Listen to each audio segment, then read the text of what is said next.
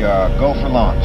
5. Quiet, numbskulls, I'm broadcasting. Anything can happen in the next half hour. 4. My friend, we cannot keep this a secret any longer. This whole thing is insane. 3. Quiet, please. I am analyzing. Where's the kaboom? 2. There was supposed to be an earth-shattering kaboom. 1.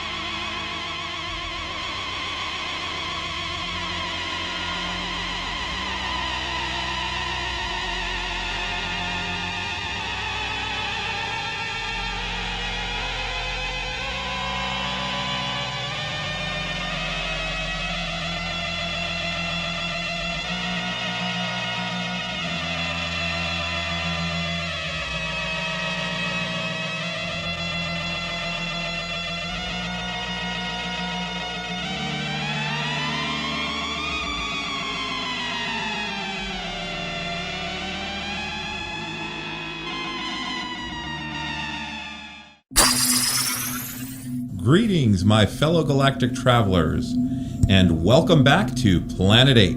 This is your mission commander Larry speaking to you from our hidden base.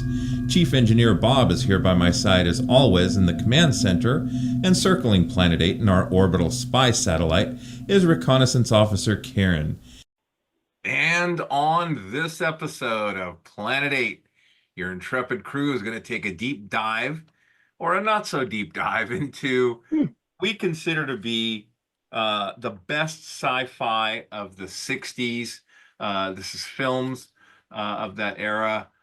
This is complementing our 50s best of that we did a couple episodes ago. Straight away, we'll kick it to the satellite. Walker, take it away. All right. Thanks, Larry. So yes, we did best of the 50s. And we found there were certain themes that were coming out when we did our examination of films in the 50s. And I'm sure we'll see certain themes coming out in the 60s. I know one thing I noticed kind of looking at these films is we were getting a little bit away from all the rocket ships of the 50s and a little more into sort of exploring more this psychology and social kind of issues, maybe more experimentation in filmmaking was going on. It was the swinging 60s, so there were a lot of crazy and wild things going on, right? So this era, maybe people don't necessarily think of the 60s as a big era for sci-fi, although there were a couple of really big movies in this era. Because, you think of sci-fi as rockets and giant monsters or whatever. But I think there are a lot of good films from this era, and some that were really groundbreaking, and I'm very excited to discuss them with you all. So who should be kicking this off first? Who do we want to go first? Keep it going. All right. I'm happy to go with my my third pick here. A film that actually made my top 10 when we did our top 10 sci-fi of all time. And this was I think my 10th entry. It's a film from Hammer. Everybody thinks of Hammer as making only horror films, but no, they made other types of films too, including science fiction. And this is Quatermass in the Pit from 1967, also known as 5 Million Years to Earth. And this followed on the tales of two other films, The Quatermass Experiment and Quatermass 2. These were all based on British television serials featuring Professor Quatermass. And so this particular film deals with the discovery of a buried alien spaceship in London, a ship that has been under the ground and estimated to be, because it's been under Earth, it must have been there for millions of years. And then as it's examined and explored by Professor Quatermass and another scientist, Dr. Roney, they begin to discover that the Martians that were in the ship, Martians, and they look like big grasshoppers. They had influenced mankind's evolution, and they had been trying to give them psychic powers and anyway, the rest of the story, things go horribly awry, as they tend to do. And there's a lot of while this is science fiction, there's definitely a very creepy feel to the film, and there's a lot of things that hints at how a lot of mankind's superstitions were based on these aliens. And then there's a very the climax is very spectacular, at least especially to me as a young kid watching it on KTLA Channel 5 in Los Angeles. They would show it frequently. There's a very spectacular ending with this huge image of almost a satanic image in the air, as our heroes try to free a bunch of people from psychic control of these aliens. It is a really great film. It's got a lot of solid acting from Andrew Kerr as Professor Quatermass. Barbara Shelley, who was in a lot of Hammer films, plays Barbara Judd, who assists the scientists, and James Donald is Dr. Roney. So very solid Hammer film, and a very good science fiction movie that I recommend highly. And I will pass the baton on to who wants to go next? Bob, Mr. Bob? I think I want to say the 50s and 60s was probably kind of the final era of aliens and things having to do with Mars. So I think shortly after that, we figured out that there's nothing really up there, right? Yeah, once we sent the Viking and the other probes there. And so you say, oh, these creatures from Mars. It's like, well, But that kind of brings me to my first pick, and that's the classic film with Paul Manti, Adam West, Victor Lundin, and Wooly the Monkey. And that is Robinson Crusoe on Mars. Mm-hmm. And that's basically, yes, there are Martian slaves and things on the planet, even though they look like, a guy in a beetle wig. But it's basically the interesting thing. I'll get into the kind of the plot in a second. But the interesting thing is the way they portray Mars is more than just it's a big red planet or a big red atmosphere. Because when they get there, it actually has, depending on where he goes, there's different climates and different. He tries to work his way up to the polar caps and things. So it's like that's sort of more realistic, even though this was made in 1964. But basically you've got Paul Manti and Adam West and the Woolly Monkey are all on a spaceship which has to avoid a meteor. And in doing so, they get too close to the atmosphere of Mars, and it pulls the ship down. So they have to eject.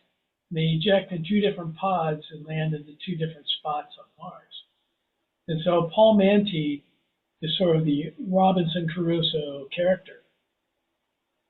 And he has to, it kind of follows him in his ways of figuring out how to survive on the planet when there's really nothing to save him. Now he does find Adam West's capsule, but all he finds left of Adam West is a severed arm. Ooh. So Adam didn't quite make it. And then he does find Mona, played by the Woolly Monkey, and Mona is basically his companion through most of this movie. And he's able to, this is kind of a weird off-science thing, but he finds out he's able to breathe the Martian atmosphere for about 12 minutes at a time before having to go take a hit off his air tanks. But he also finds rocks on the planet that exude oxygen. And he's able to take enough of these rocks, put them together to refill his air tanks so he can keep them. And the interesting thing is he talks about his survival training because he's, making a little log as he's going on. And he's talking about survival training and saying that he was 2 months in a deprivation or, isolation chamber. But he said the thing about that was he knew he was coming out at the end of those 2 months. Yeah.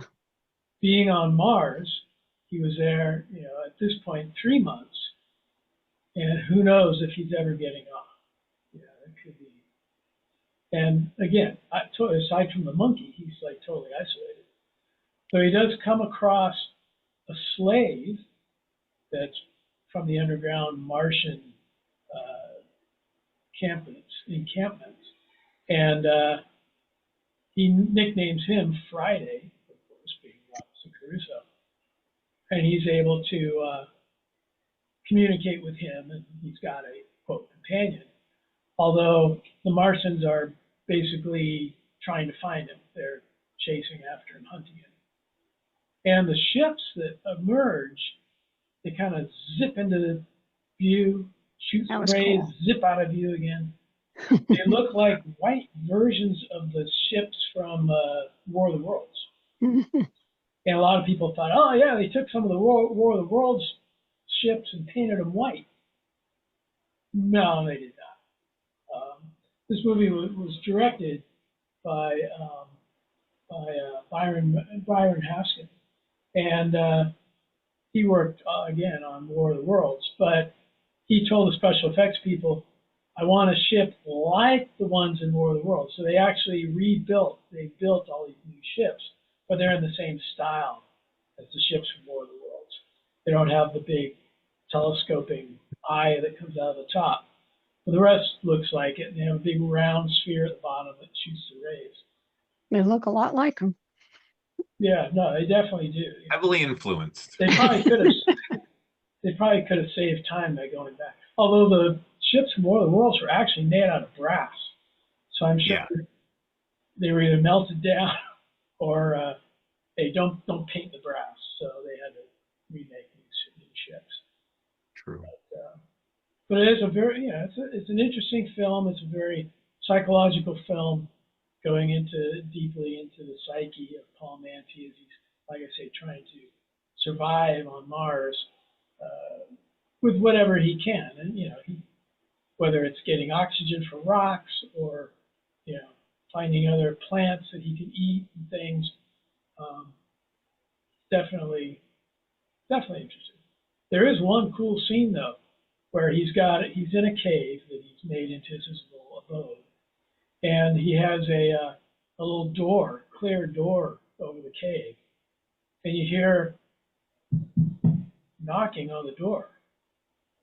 And, you know, as far as he knows, he's the only person there. So he goes, he opens the door, and it's Adam West. Looking really creepy. Doesn't talk, just walks in there, and he's trying to talk to him, you know, what's going on, you know, and all this stuff, and he's not saying a thing. It turns out that it was a dream that he was having. But, you know, at the beginning, when Adam West is in the spaceship, he's the charismatic Adam West, like that we all know and love. But when he appears on the planet there, he's real serious and creepy. Like you've never seen Adam West before. But Robinson Crusoe on Mars, excellent movie if you haven't seen it. Criterion released it on Blu-ray. So you get the Criterion Blu-ray, and they've got cool commentaries and all that. So check it out if you get a chance. 1964, Robinson Crusoe on Mars. Very nice. You know, part of the fun in researching this stuff, and if you at home have some pics you'd like to share with us on social media, please do. You know, who were the monsters or the bad guys? Or sometimes it was aliens. Sometimes it was Martians. A lot of times it was us. And that's, you know, that tells a really interesting story, you know, when that happens. And I think with Bob's pick, you know, where does the human mind go in instances like that? And, you know, the ability to survive, and, you know, those oxygen giving rocks, those are cooler. Imagine if you had to breathe 15 minutes of oxygen before having to take a hit of you know, H2O or oxygen. It tells a good story. That's a very good pick, Bob. Yours was a good pick as well. Although one thing that's really interesting too, speaking of that part of it, he found out that if he was like laying down sleeping, he wasn't like expending any kind of activity, he could go for about an hour. So then he had to develop, like out of sand and a cup and a lever and all, a timer that would go off after an hour to wake him up so he could take a hit of oxygen. Oh, that's the worst sleep ever. I mean, yeah.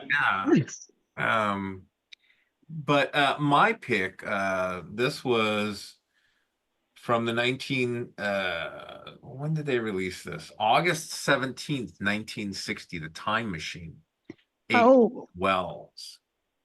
And this was produced and directed by George Pal, famously starred Rod Taylor as George.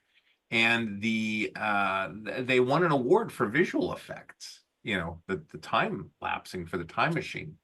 And what really spooked me is, you know, the machine makes like a time bubble, and that is what travels through time. But anything outside the bubble decays rapidly because they're not protected by the time effect of the time machine. That always stuck with me. And there's a great ending scene. But you know, and even Einstein, and that's the beauty about science fiction, you know, he theorized that we can travel in time. And how, you know, I'm not a science guy, so I couldn't explain it to you. But I always thought about, you know,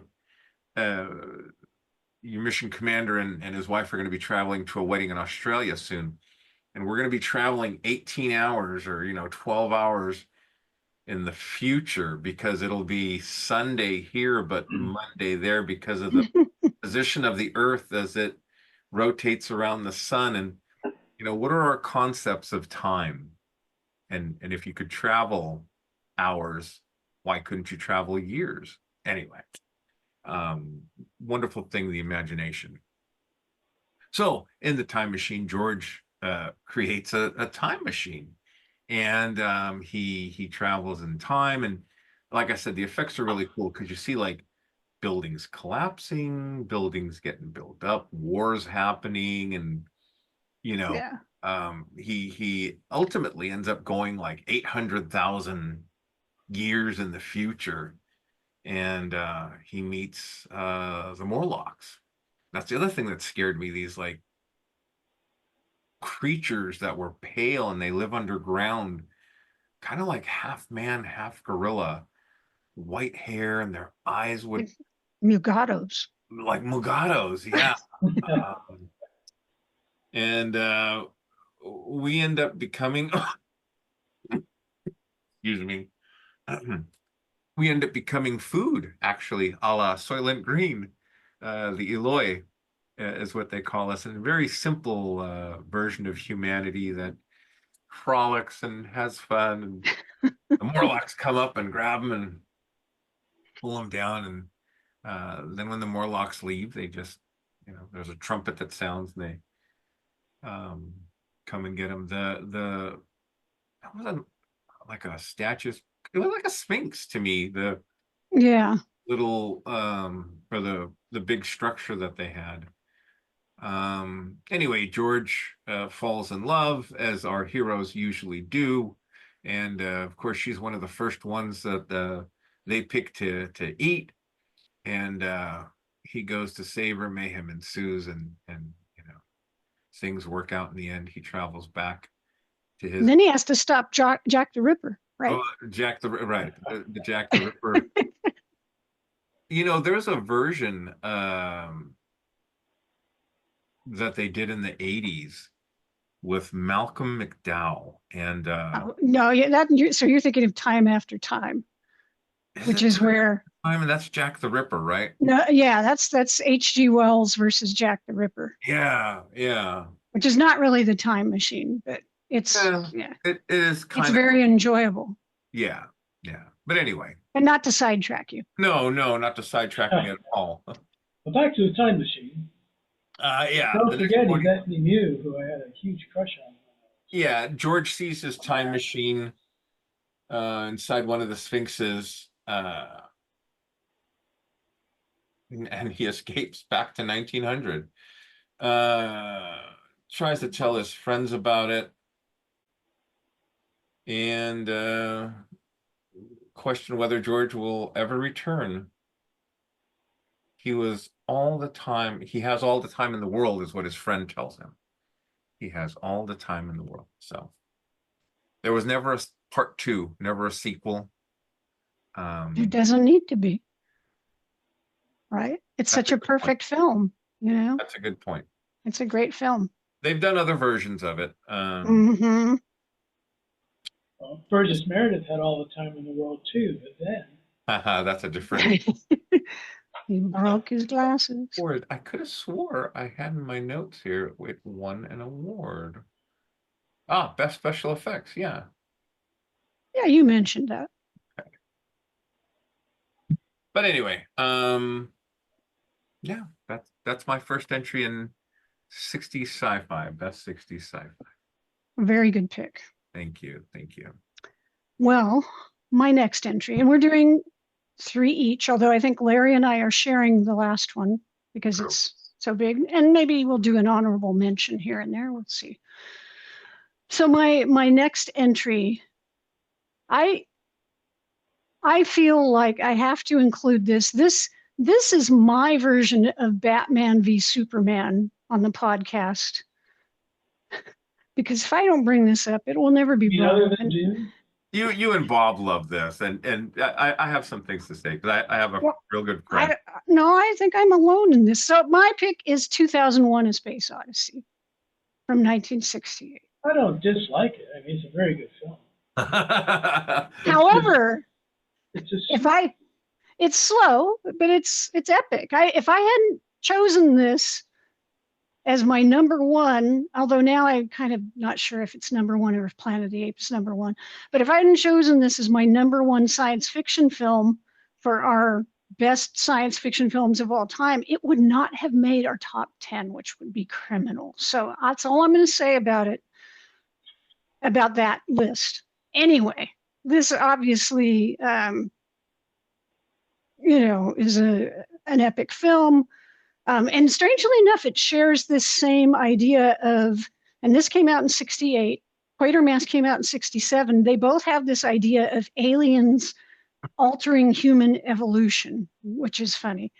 And maybe this goes back to like, I'd have to look up when von Däniken came up with Chariot of the Gods, but I think this whole idea of aliens messing with humans probably goes back a lot longer than the 60s. You probably have science fiction books in the 40s that have that concept, but anyway, I haven't done the intense research necessary to find out. So, but you know, this was Stanley Kubrick, who produced, directed, helped write.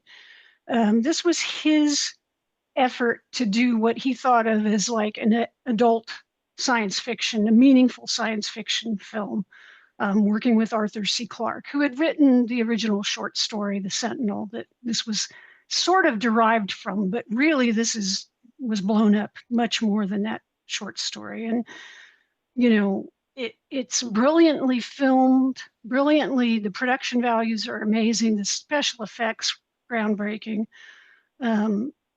And obviously one of the most influential sci-fi films, maybe one of the most influential films of all time. You know, they wanted to explore ideas about evolution, about consciousness, technology, the possibility of alien life and what space exploration could really mean.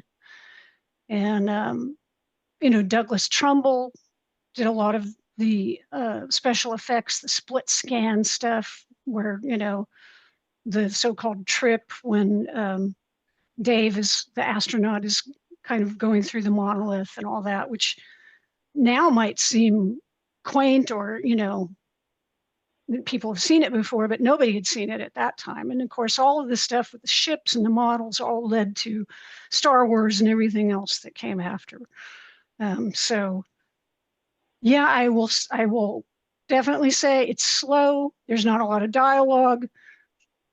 And it's probably not one you're going to throw on and get a big bucket of popcorn and watch, but it is highly significant and meaningful. And so there it is. I plopped down my 2001 card. By gum, by golly. What's that? By gum, by golly.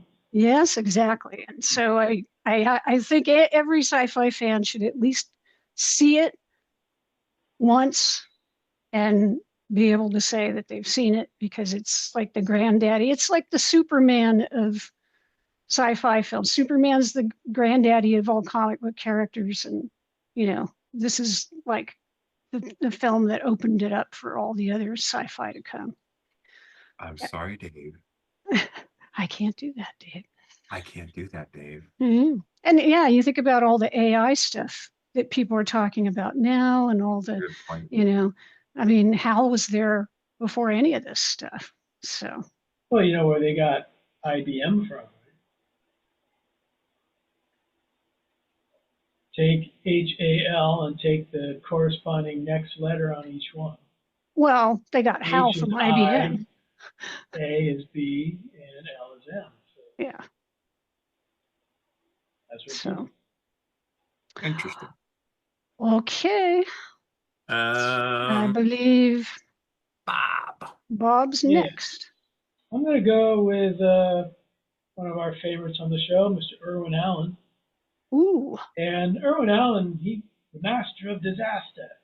And he did a bunch of movies, bunch of TV shows, but only did one movie which led to a TV show. Mm. And that would be Voyage to the Bottom of the Sea, 1961. And this, I got to put my specs on you for a second. The cast of this movie is just amazing. You got Walter Pidgeon, Joan Fontaine, Barbara Eden, Peter Lorre, Robert Sterling, Michael Ansara, Frankie Avalon. I mean, the list just goes on. It's like definitely an all-star cast. And basically, it's the movie that introduces the submarine Sea View. And in the movie, Admiral Crane, who designed and built the Sea View, he's taking it on test runs up in the Arctic. And it turns out that the Van Allen belt, now I don't know how scientific this is, But the Van Allen belt catches fire. And it's up to the Seaview to take care of the situation. Now, they do have a big meeting at the United Nations, and they're all scientists are talking about how to do this.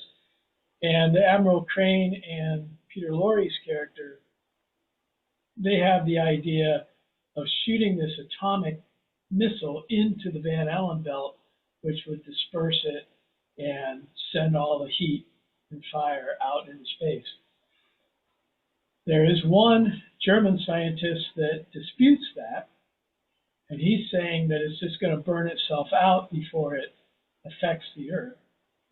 Now, supposedly, all life on Earth would end if the atmosphere reached 174 degrees. Now, this German professor, he thinks that it's going to burn itself out by the time it gets to 173 degrees, so it wouldn't be a problem. But I would think if 174 degrees was a problem, that it would be a problem before you got to 173. We might not want to test it, you know. Yeah. So Admiral Crane goes off with the Seaview. He's going to go ahead and take care of his part of it. But there's a saboteur on the sub that is on the side of just let it burn itself out. And I won't give away who. I won't give you the spoilers, but it's a very interesting film. It doesn't have the classic Voyage to the Bottom of the Sea theme song. In fact, the theme song in the movie was sung by Frankie Avalon. Oh. So it's sort of a lounge type song about voyage to the bottom of the sea. And all. So, but it did do well enough, obviously, to lead to a television series. And being the kind of person that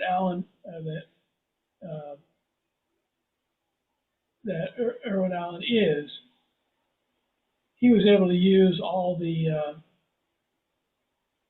uniforms. He was able to use the sets. He was able to use the models, everything from the movie to make the TV series. And even effect shots from the movie were reused in the TV series. Irwin Allen never let anything go to waste. Very cool. 1961, Voyage to the Bottom of the Sea. Obviously, they recast everybody for the TV show because you're not going to get all those stars to do a TV series. Except for maybe Barbara Eden, but she went on to I Do the Genie, so. Yeah. Cool. One of my favorites, this was released in 1963, September 18th, 1963, Roger Corman, X, the man with the X-ray eyes. And this stars Ray Milland. I just love Ray Milland. And he plays a scientist who's trying to increase our degree of vision, how far we can see. And he creates these eye drops, and they help he's experimenting on himself, as all mad scientists do. And his vision improves, but it goes beyond just, seeing things from afar or more clear. He starts, and he can control it at first to see through things, hence the X-ray vision. And he's able to help a kid had a problem, and did the X-ray eyes and told the doctor and all this stuff. But he gets addicted to the stuff, and he oops, sorry.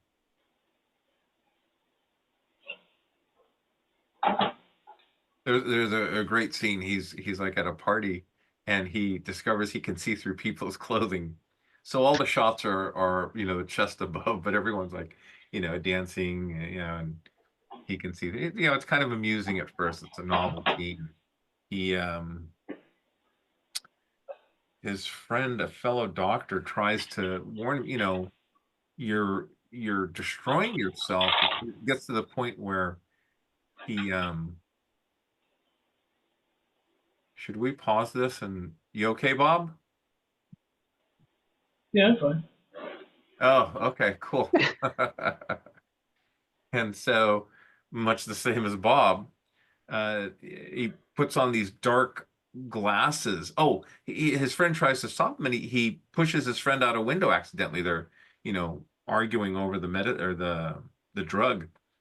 So he goes on the lam. His girl convinces him that, the authorities aren't gonna believe him, and so he's doing work at a carnival, being able to, be clairvoyant and tell people this, that, and the other. Don Rickles plays this really swarmy kind of guy, and he's doing like basement diagnoses of conditions.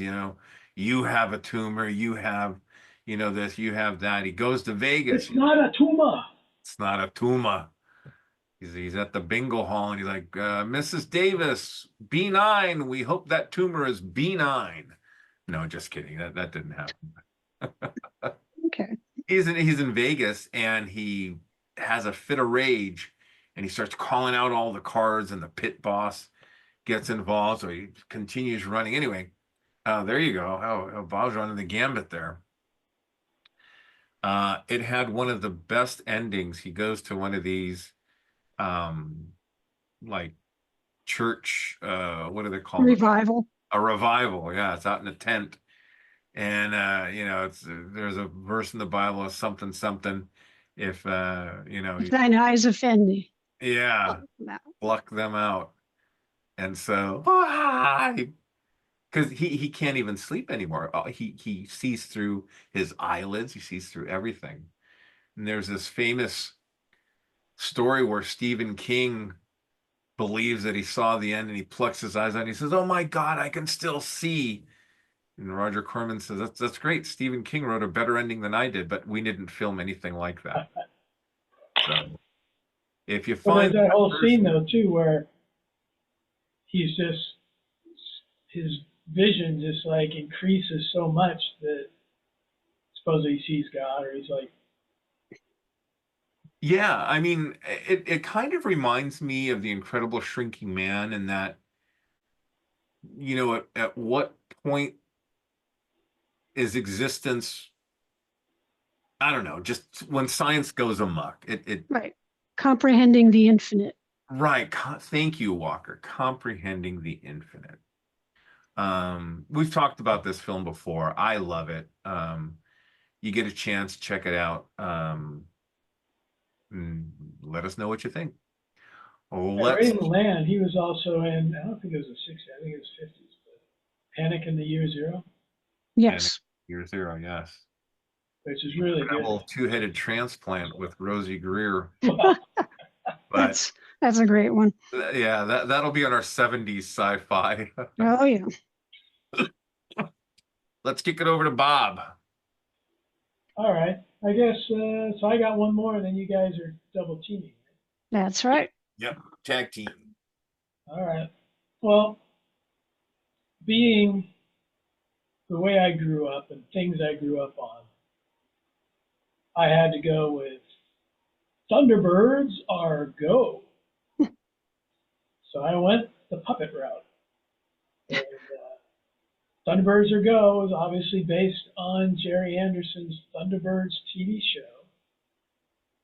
And this was done in 1966, which the interesting thing was it was filmed while they were making the TV show. So they were filming the movie and episodes kind of simultaneously. And they basically had built a new studio that they used in subsequent Supermarionation shows, but they built it specifically for Thunderbirds Are Go, because this was a very, very big production, and Thunderbirds was very, very popular back then. And they have this one miniature, which is not so miniature, called the Zero X, and it's an experimental ship that is supposed to fly to Mars. But the Hood, who was a recurring villain in the TV series, sabotages the Zero X, and it crashes into the ocean. Now, the miniature of the Zero X was actually 7 feet long, Weighed like 50 pounds. Whoa. So when you think of like little miniatures in movies and things, this was not like a little miniature. In fact, going back to Boys from Bottom of the Sea, the sea view is about 8 feet long. But anyway, getting back to Thunderbirds or Go. So it takes them about 2 years to rebuild the Zero X and to determine what exactly happened, and they realized that it was sabotage. So then they have to call in international rescue to basically escort the Zero X up into space so that it makes it to Mars. And they do it via Thunderbirds 1, 2, and 3. And once it gets to Mars, they find, a barren planet. Yes, we're going back to Mars again. Find this barren planet, although they have what they call rock snakes. And they're these snakes that come out of the rocks, and they have one eye and a big round mouth which shoots fire. Well, it's actually like a ball of sparks at the crew members of the Zero X, and they have to get off the planet back to the ship. And as they come back, of course, there's damage to the ship, so they can't land. So International Rescue has to jump in there again. And Alan, who usually pilots Thunderbird 3, has to go onto the ship and fix this part of the landing gear so they can save the day. But it was basically Jerry Anderson went to Lord Lou Grade and said, "Hey, can we make a movie of Thunderbirds?" And Lou Grade asked, "Well, how much is it going to cost?" And Jerry Anderson said, "Well, about $250,000. And yes, go ahead.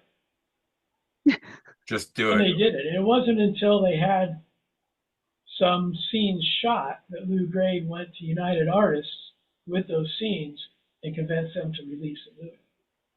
So Jerry Anderson was kind of under the impression that they'd have a distributor before they start shooting, but no, Lou Grade waited until he had things to show. So the interesting thing too is since it was already a TV show, you think, oh well, we got the puppets, we got the miniatures, we got all this stuff, and they shot a couple scenes and they went and put it on the big screen to see how it would look, and the puppets didn't quite hold up.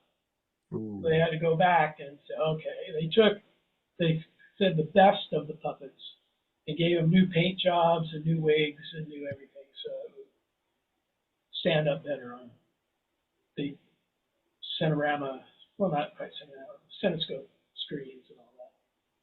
But did really well, and they continued the series for a little bit until Lou Grade suddenly said, "Hey, come up with something new." And Jerry Anderson was taken aback because he already had all this product, Thunderbirds toys and lunch boxes and everything still in production and being released. And then suddenly they had to shift gears and do something new, which turned out to be Captain Scarlet, which someday I'll talk about because I love Captain Scarlet. But that was Thunderbirds Are Go. The funniest thing, I'll have one more thing. I saw Thunderbirds Are Go at a theater in San Rafael. This was maybe about 10 years ago. And the funniest thing about it was the movie was over, and I went into the restroom, and there were 3 stalls. Every stall was taken, and each person in the stalls together simultaneously were tapping their feet and going dun dun dun dun dun dun dun dun dun dun dun, the Thunderbirds theme song. So Well, it's interesting. Thunderbirds were really go at that point. I was saying Thunderbirds are going. Going all right. Well, this takes us to the tag team third film. Usually That's we're like, right. all right, you could take that, I'll take this. And it's like, nope. We're gonna collaborate. collaborate. That's right. Yeah. Planet of the Apes, Walker. That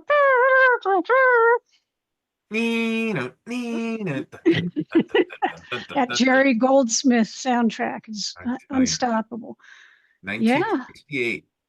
1968, Planet of the Apes. We got 2001 and Planet of the Apes in 68.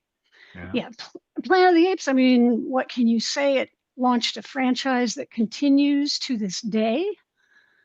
That first film is just such an amazing piece of filmmaking. The story is so great. It's such a great allegory, uh, for racism, classism, the stupidity of mankind. You can watch it again and again, and you'll see things you didn't catch the last time you watched it. It's got humor, it's got tragedy, it's got all kinds of stuff in it. It's just fantastic, and I love the John Chambers makeup. I think it still looks great. Oh yeah, me too. We were at one of the creature conventions, and Don showed up in his gorilla makeup, and he looked good. I mean, he wasn't in the film, but it was based on those makeup effects, and it was, yeah, to this day. The new films, it's all CGI and digital, and Yeah. they look more. But this, it was fantastic. And let me ask you guys, did it ever get better than the first film, or does the first film still hold its own with the reimagine, the CGI, Battle Well, I of mean, the Planet of the Apes? as the films went on, the budgets were cut, so the production values weren't up to the first film. What about They're the interesting story? concepts and things, but I think the first film was kind of more pure. Yeah, I think the first film is still the best. I agree. It has the best production values and the acting, and it had it had the virtue of being novel at the time. People went to see it, and thankfully they didn't have the internet, so hopefully that it wasn't completely spoiled. I'm sure word on the street eventually it was like, well, it's all on Earth, but at the time, they had the virtue of not knowing the trick ending. So I think it still is the best. But I love, like, a lot of people talk smack about Beneath, but I love Beneath just because it is so weird and it takes a big left turn from the original. And it's like, wait, all of a sudden there's mutants living in the Forbidden Zone and they have psychic power, and there's a bomb. Oh, and it's the Alpha Omega. I mean, they took some left turns and did some weird stuff. And I love that it's a big enough concept that they can do a lot of strange things with it. I like the first three films. They tell good stories. There's good acting. You didn't like Conquest? Conquest, I not really. You know what's funny about the series, if you think about it, it seems so 70s, is that, and people would drop the kids off to go see the latest day. I know I saw for sure Battle in the theater. I don't know that I saw the others, but they're all pretty much pessimistic, downer kind. In the third one, that they die on the ship and a baby goes over the side. The fourth one, it's questionable. He's like, well, we're going to spare the humans, but they changed that ending. The fifth one, it's like the humans and the apes are settling, but then the kids are fighting, and they're all like downer endings, and it's not like happy fare for the kids to watch. It's all kind of downerish stuff. Very much, yeah, very much so. And 68 was the first one, and then the 70s brought, and it was very much a dystopian tale, because how do we lose control of the planet, and the apes rise up? I mean, it's a tale to tell, but it's not a happy tale unless you're an ape. I'm sure Lancelot Link and his group really enjoyed these films more than we did, but that's right. And the evolution revolution. That's right. Almost never got to watch that because Steve would change the channel. Dang it. I got But the anyway, DVD set. there you go. I'll have to get a hold of that. But I yeah, showed it So to I- Debbie and the kids once, and the kids were just like, "What the hell is that?" yes, I'm sure. So pretty good set of films there, I think. Yes, I Rep- think so too. And Representative. those of you listening, please share your thoughts. And if you'd like to add some of your favorite or what you consider best of 60s science fiction films, please feel free to comment on the interwebs, YouTube, Facebook, Twitter, Instagram. And we'd love to hear from you. This is the part of the show, and we're going to try something new here, so bear with us, where we share some items that have come across our collection. And Karen, did you want to start off, or did you want us to? Yeah, I can go ahead and start off. So this is the point where I should say, if you're not on YouTube watching our video, you might want to jump on because we're going to try something we haven't done before with our video. So we've been talking a little bit about Planet of the Apes. Our previous episode, Larry had mentioned that he and I both participated in a Kickstarter for a Planet of the Apes game from Magnetic Press Play. And they did deliver to us. We haven't gotten the game books and all the other razzmatazz, but they were very kind to send out to everybody who had ordered the books on December 24th, early Christmas present. It was very nice. They sent us this PDF of the core rule book for the game. My goodness, it is a honking big, nice rule book. And so I'm going to share now on YouTube the rule book. Yes. It has a gorgeous cover by Bill Sienkiewicz, who was a comic book artist for many years, still produces a lot of artwork.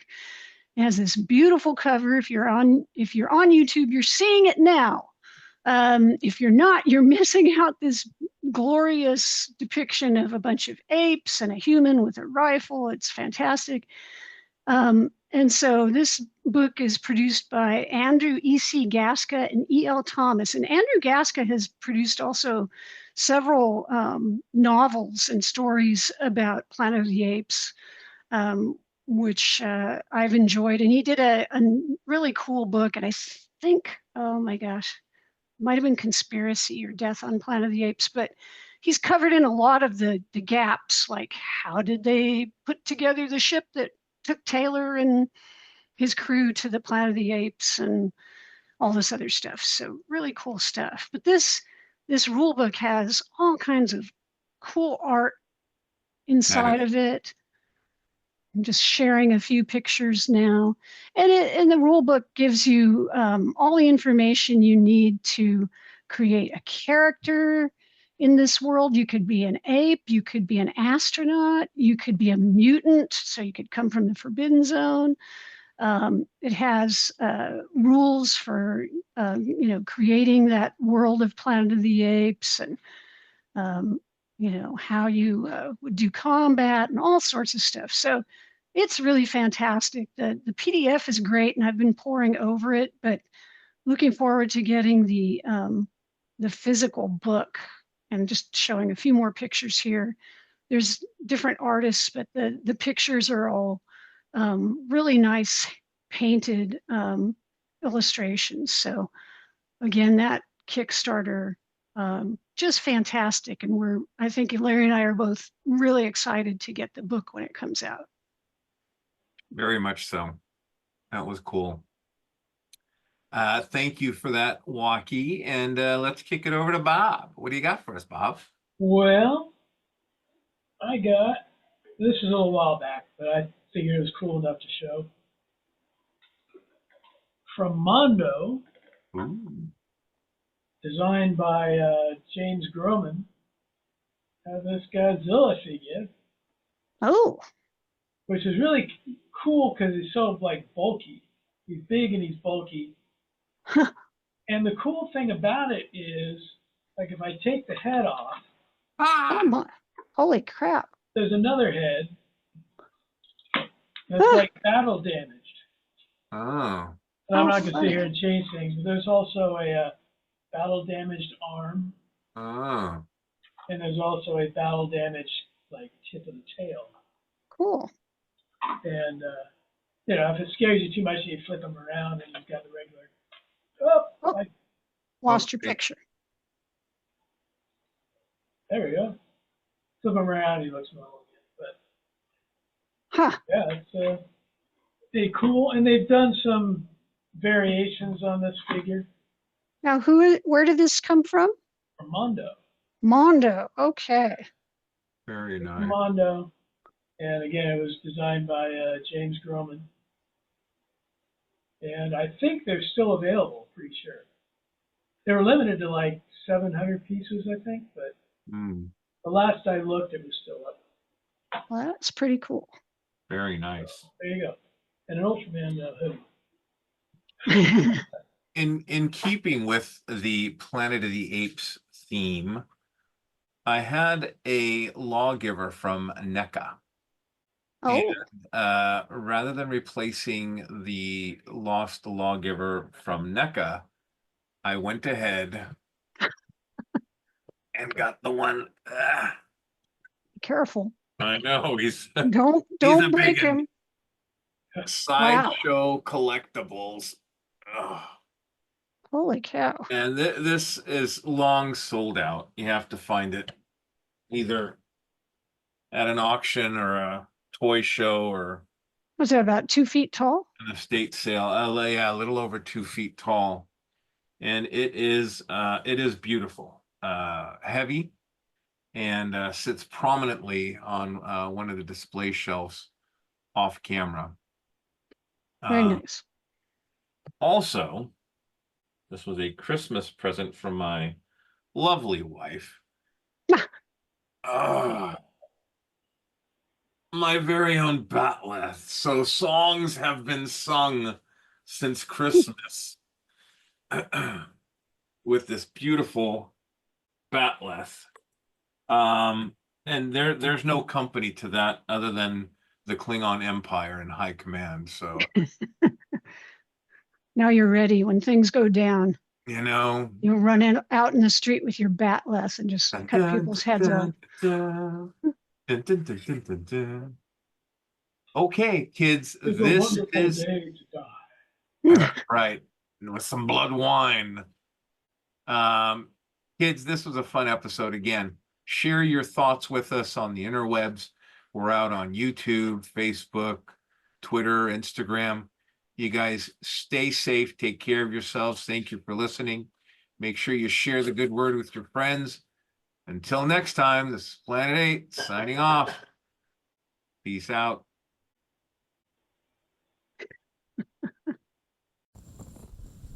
On that note, this will conclude this transmission from Planet 8. We would like to thank all of our intergalactic audience for listening. Be sure to head on over to our website at www.planet8podcast.com, where you can get more information on this episode's topic. For more conversation, find us on Twitter at Planet8Cast. Or on Facebook at facebook.com/Planet8Podcast. We want to thank you guys for tuning in each and every episode. We look forward to your input and opinions. Until next time, this is Planet 8 signing off. End transmission. By George, he's got it. It is the end.